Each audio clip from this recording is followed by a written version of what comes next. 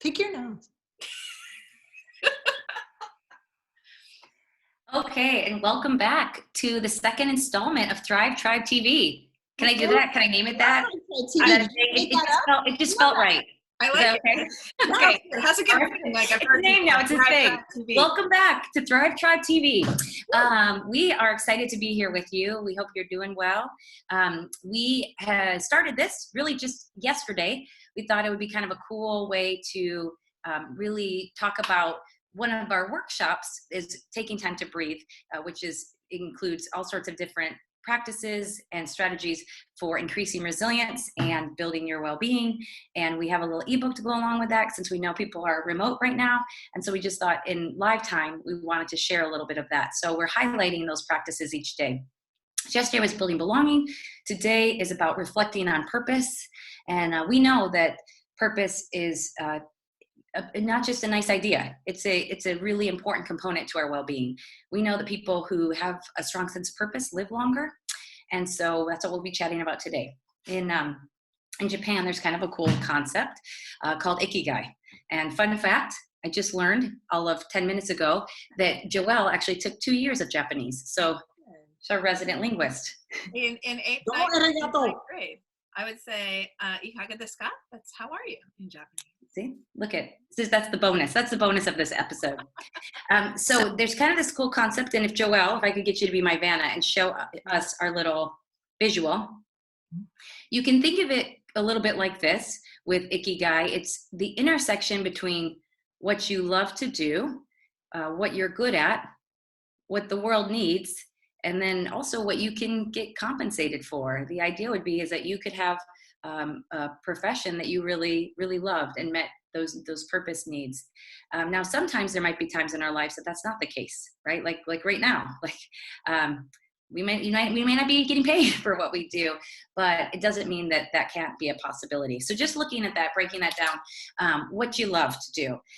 There's a fun little thing. I don't know if you've ever noticed at the end of Arachnophobia, but in the credits, there is actually a job listed as a spider wrangler. I kid you not, look it up. Hashtag real life, that's my alarm. That's right, change my laundry. So with that said, there wasn't just one, there were several listed, several. And I don't want to hit that wow, but spider wrangler, more power to you. Somebody needs to do it. It could not. Right, somewhere there was a kid, multiple kids apparently, that just loved spiders, and they dreamed about interacting with them daily, and the world needed it, and you got compensated. I mean, go figure, right? There's all sorts of jobs or jobs that don't exist yet, but that are a possibility. Or you may have things that you love, like I love to dance, and do I love it? Am I good at it? My mom might say I'm good. Shout out to Mary. Is the world asking that of me right now? Maybe not. No, it might be asking it of a lot of people. We need people to create beautiful art and be, choreographers. Right now, for me, what I loved, which was the thing actually that my high school teacher would mark me down on regularly on my report card, was that she talked too much and she asked too many questions. Well, guess what? That's what I get paid to do now. I talk a lot and I ask a lot of questions, and I ask my students to ask a lot of questions, right? And so and people are nice enough sometimes to keep asking me to do it. So there's an intersection there. So in the ebook, we actually have some questions. If you're like, yeah, that sounds great. I believe I have a purpose, but I really don't know what it is, because that's really hard, right? And I almost think sometimes there's a lot of pressure. Like, what's your purpose? And I'm like, I don't know. And so in the ebook, there are some questions to kind of help you get your mind just churning a little bit and thinking about it. Because sometimes things that are just so natural to us, we don't see as anything different because we just think that's our normal. I also want to give this disclaimer too. We don't just have one purpose. There's seasons, right? Like, especially now, I think in the season of my life, the best thing I could do is be a parent who shows up for my kids consistently and let them know they're safe and they're cared for, and that there's things that can go on, but that we're in this together, right? So I think, or if you're by yourself, maybe your purpose might be right now to be reaching out to others who are feeling isolated as well, right? And find getting creative to how to connect with them. So there might be different seasons of what your purpose looks like. I love that tool, Jessie. It also helps you reignite the purpose you thought you had a while ago, and you redo it and you go, dang, I am doing what I wanted to do 20 years ago. and you get inspired to keep pushing through what you wanted to do. A lot of us teachers aren't with the kids right now, who probably 2 weeks ago were like, when am I going to get out of this classroom? And, really getting burned out.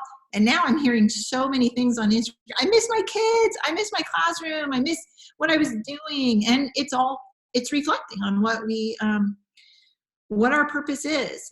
So I didn't tell you guys this story, but we're on The View right now. We're pretending I'm on The View. My grapefruit. I was talking to my stepmom, and she was reminding me and reflecting on what it was like to live in World War II as a child, to live during that time.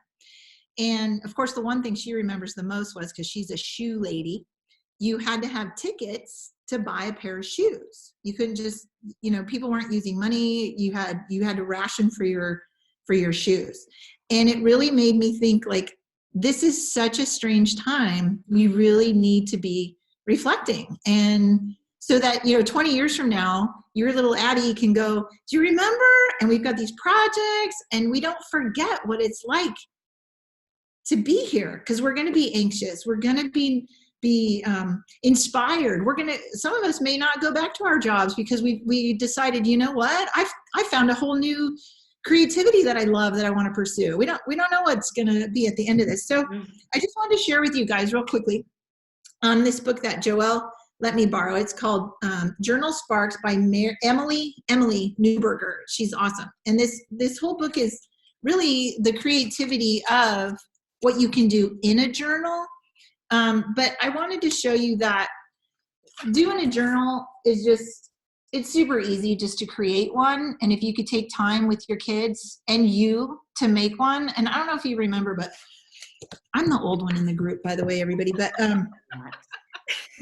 we used to do this all the time. We took construction paper and we popped the holes, and we had our yarn, and that was your journal. But inside these, you could really get, look at this one is lunch sacks. We're not using those right now.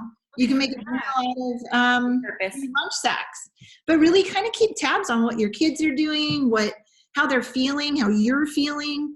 These are tough times, and I think to be able to write them down and reflect upon them later will be, I think, inspiring to all of us. And I want to keep track of what my kids, like what you're watching, what you're hearing on the news, just the times right now. To really envelop yourself in that, I think would help your reflection and your purpose. So that's really all I wanted to share was this. If you can order this book, it's really awesome. And follow him, Newberg. Shout out.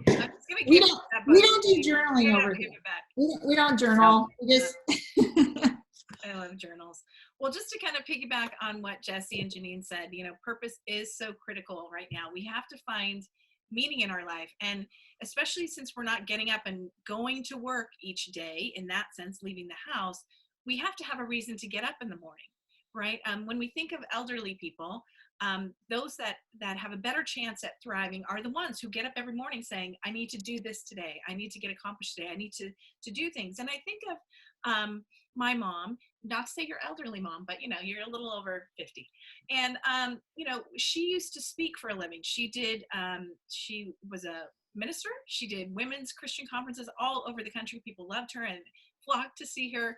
And when she retired, she's like, well, now what am I going to do? And I just remember being with her just a couple months ago and being in a Claim Jumper restaurant. And we had finished eating. We were walking to the restroom. And I saw my mom hug this woman, stranger, in the lobby of Claim Jumper. And I was like, oh my God, what is she doing? So afterwards I said, Mom, what were you saying to that lady? Why did she hug you? And she said, well, I just told her that she had a really nice face. And she just hugged me and said, thank you. I really needed to hear that. And you have a nice face too. And those of you who know my mom will know that's my mom. That's Barb, my parents, Barb and Karen. Can't make that up. It occurred to me that I said to my mom, I said, Mom, like, that is your purpose. Your why has never changed. Her why has always been to inspire people, to make them feel valued and loved. Her what has changed over the years. Her what was going to speak at all these conferences. Her what was often going to the grocery store and calling the clerk by their name and just making sure they felt seen and valued. And now her why is still the same, but it's, you know, talking to people in the building that she lives in, or in the lobby of Claim Jumper, just making someone feel seen and valued. And actually that gets me a little verklempt, a little emotional right now. And because what a beautiful gift that is, right? So in the Ikigai, in the ebook, Ikigai is one of the things in there on purpose. There's also lots of reflection questions, but just, I'm so delighted to see so many people tapping into their purpose right now. You were talking about dancing, Jesse.